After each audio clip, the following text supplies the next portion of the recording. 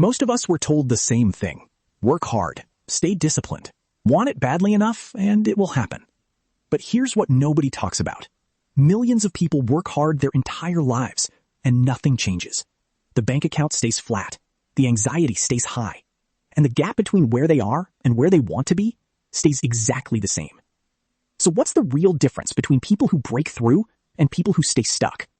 It's not effort, it's not intelligence, it's not even luck. It's the direction of thought.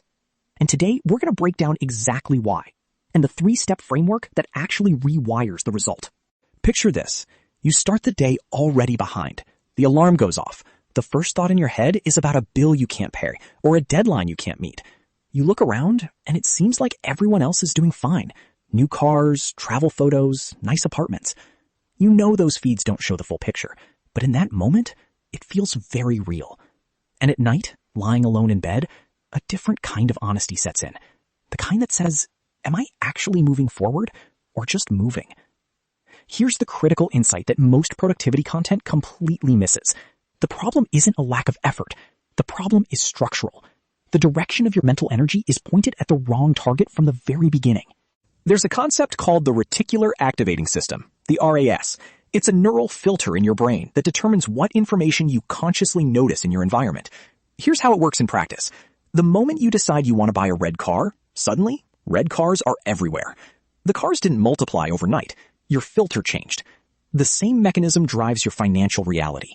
When you operate from scarcity, when your mental baseline is, I don't have enough, your brain is wired to find confirmation of that state every single day. You notice every bill, every obstacle, every missed opportunity. Not because more bad things are happening, but because that's what your filter is tuned to find. Wealthy people, across hundreds of documented case studies, share one specific inflection point. At some moment, their default thought pattern shifted from scarcity to sufficiency. That shift wasn't the result of getting rich. It came before the money arrived. Now let's address something that gets misunderstood constantly. Desire brings results. Most people interpret this as want it more intensely and it will appear. That's half the equation, and the wrong half. Here's why intense desire often backfires. The emotion of wanting comes from a place of absence. I want this translates neurologically to I don't have this. And the stronger you feel that absence, the more powerfully your brain reinforces the state of lacking. This isn't philosophy. It maps directly onto behavioral science. Fixation on what's missing creates a cognitive loop that narrows your perception and decision-making. The shift isn't about wanting less. It's about changing the origin point of your wanting. Not, I need this because I'm without it, but I'm already in motion toward this. One starts from deficit. The other starts from direction. So how do you actually rewire this? Let's get practical. 3 principles. Field tested, not theory. Principle 1. Language sets the direction before reality does. Think of it like a navigation system.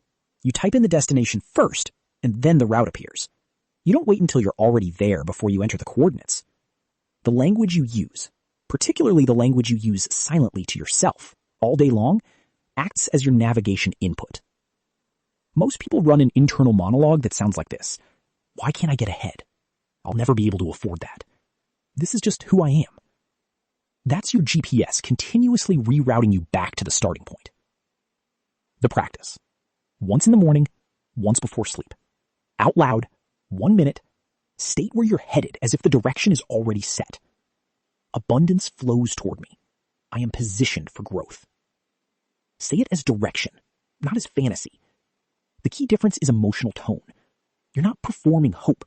You're issuing a directive. Here's the most common mistake people make with this practice. They say the words and simultaneously disbelieve them. One signal says, I have abundance. The other says, but that's not actually true.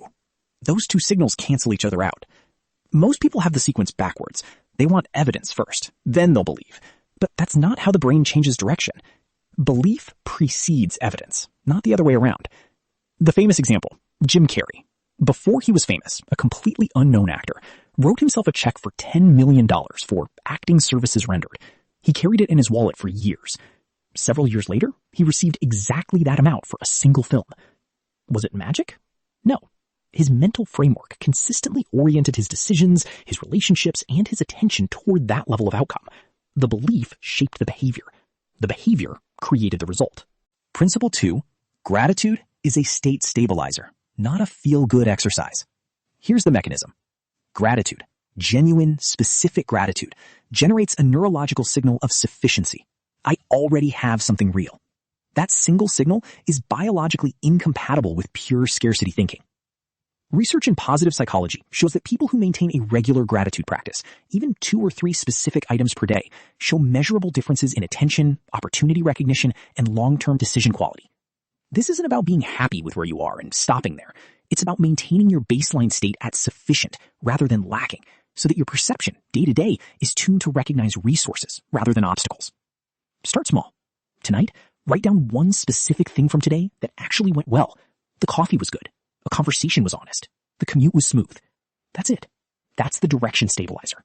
Principle 3, and most people do this completely wrong. When we say visualize your goal, most people interpret that as close your eyes and see a movie, a big house, a number in your bank account, a lifestyle scene. That's a surface technique. It works occasionally, but it's not why visualization works when it does work. Here's the correct mechanism. The brain does not distinguish between a vividly imagined experience and a real one in terms of physiological response. That's a documented neurological fact. The same motor regions activate when you vividly imagine an action as when you perform it. So effective visualization isn't about seeing a picture. It's about inhabiting a state. When you check your bank account in your mind, don't just see the number. Feel your shoulders drop.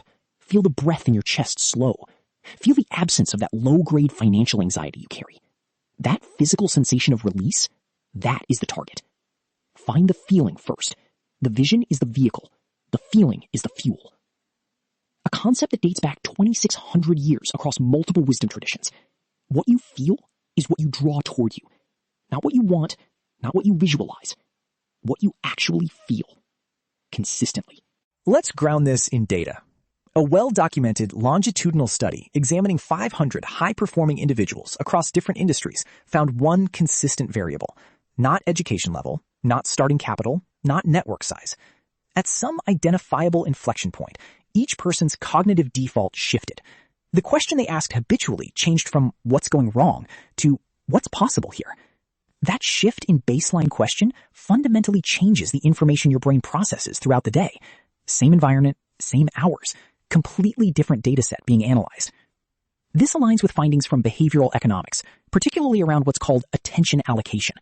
Where your attention consistently goes shapes what your brain treats as relevant, and that filters your choices, your conversations, your risk tolerance. The state comes first, then the results. Let's connect the 3 principles into a single operating sequence. Principle 1, language, sets your daily navigation direction. It tells your brain where you're headed before any evidence exists. Principle 2, gratitude, stabilizes your baseline state at sufficiency. It prevents the mind from defaulting back to scarcity during the disruptions and setbacks that happen every day. Principle 3, feeling first visualization, reinforces the neurological experience of the target state, so your decision-making and attention shift toward it consistently. Used independently, each works. Used together, they form a self-reinforcing loop. Direction, stability, reinforcement. And here's the critical point about sequence. This framework doesn't start with the money. It starts with the state. The state shapes the direction. The direction shapes the behavior. The behavior creates the result. Reversing that sequence, trying to change the result without changing the state, is why most attempts fail. A word about implementation, because there's a specific pattern that derails almost everyone who tries this. The first 3 to 4 days, you'll practice the language. You'll do the gratitude note. You'll spend 2 minutes in that feeling first state in the morning. And then you'll look around at your external circumstances and nothing will have changed. The same bills, the same job, the same bank balance. That moment is the trap. The instinct is to conclude, this doesn't work, and most people stop there. But here's what's actually happening. Internal state change precedes external change. The internal shift happens in days. The external environment responds in weeks, sometimes months, because behavior, relationships, and opportunities compound slowly. When you stop at day 3 because nothing looks different yet, you're stopping before. One line to take away from everything we've covered today. Money responds to who you are, not to what you want. That distinction sounds simple, but it's the reason the same tools, the same systems, the same advice produce wildly different results for different people. The tool isn't the variable, the operator is. Change the state. The direction changes. The direction changes what you see. What you see changes what you do. What you do changes the result. Your starting point isn't your bank balance. It's the feeling you choose when you wake up tomorrow morning. Tonight, before you sleep, write down one real thing you're grateful for today. One sentence. Out loud if you can. That's your first step. Small starts compound. The people who quietly shift their mornings over months, those are the ones who look unrecognizable a year from now. Thank you for spending this time. If something today landed differently than what you've heard before, that's the signal. Share it with someone who needs it. And stay with us, because there's more ahead.